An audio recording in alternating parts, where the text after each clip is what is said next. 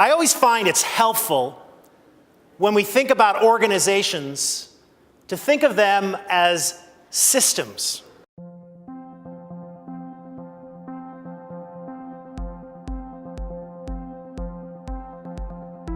And one of the things about looking at an organization as a system is that it teaches us that there's an interconnection among people.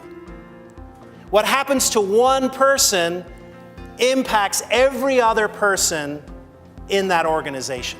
So I speak on a number of different topics. I speak on areas of leadership, especially interested in resilience and also with executive presence, and looking especially at presentation skills and nonverbal communication. And when you look at the bottom of some of the organizations we work in, what's really driving those organizations is anxiety. One of my most popular keynotes is on leadership resilience and really the secret ingredients that help leaders lead in anxious times. And it goes to the core of some of those ingredients. How do you deal with anxiety? How do you recognize anxiety in the organization? And as a leader, how do you respond? Because it's not quite as obvious as you think. Now, there are two different types of anxiety. The first type is acute anxiety. That's the anxiety you get when all of a sudden something happens and you go into shock. Last week, I was staying in a hotel in downtown DC. I was sound asleep, getting ready for an engagement the next morning, and I had to be there at 6:30 in the morning. And then at 3:30 in the morning, all of a sudden, next door, I hear boom, boom, boom, boom. Police, open the door. Needless to say, I was startled. My heart was pounding. I woke up. I literally nearly hit the roof. I started sweating. Do you think I could get back asleep again? It took a long time. However, by the next morning, I calmed down again and I was able to resume. That's acute anxiety.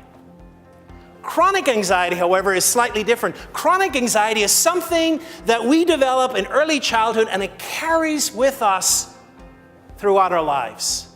And our organizations are full of chronic anxiety.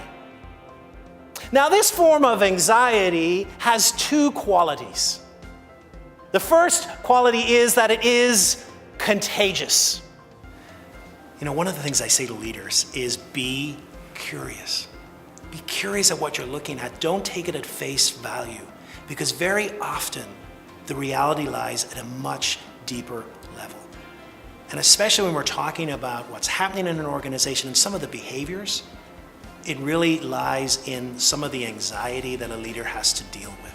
So some of the practical tools that I address are ways that a leader can deal with that anxiety and also keep a spirit of curiosity so that the organization they're leading is agile, is curious, and thinks out of the box. Because if it's not, we know from research that that organization is not going to be successful. Now, for a 6-year-old, an electric fence is a thing of wonder. Now, my father, who was very good at scaring the bejesus out of me, as we would say in Northern Ireland, said to me, "Now, if you ever touch that fence, I want you to know your hand will burn and drop off." And there I was sitting, willing a cow to touch it, and all of a sudden, that's what happened. A cow touched the fence. And I remember, almost like as if it was yesterday, what happened. The cow let out this weird sound and rushed right into the center of the field. And then all the other cows gathered around. Now, what's amazing about that is this. Only one cow touched that electric fence.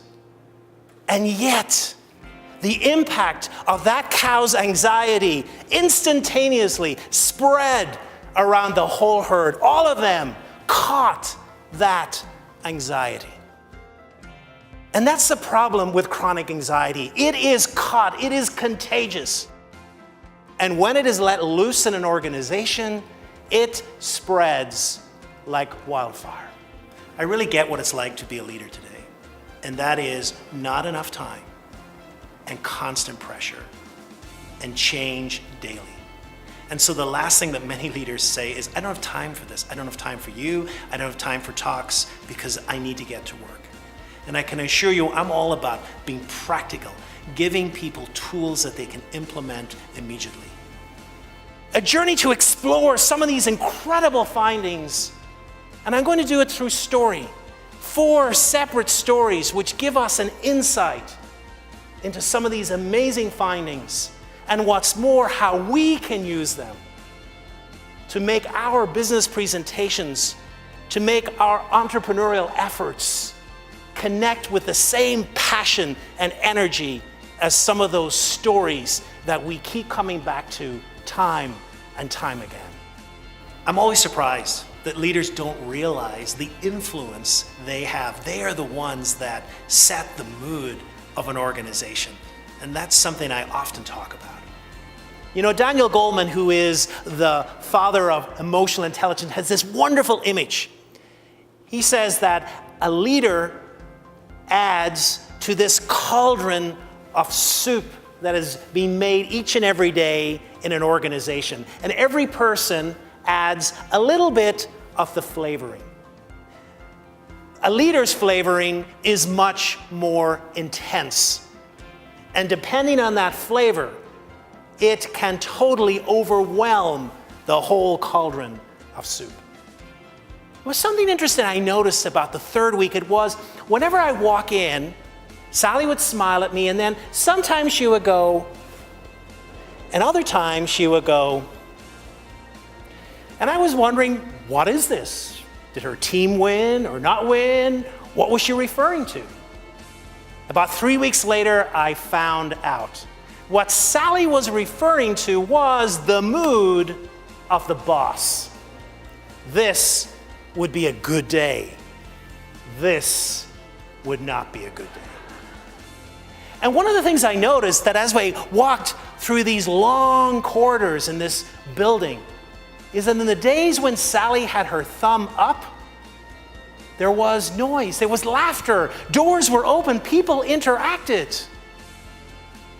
But in those days when the thumb was turned down, the doors were shut, there was silence, there wasn't a laugh to be heard in miles. And so the question is, what mood are you sowing at work?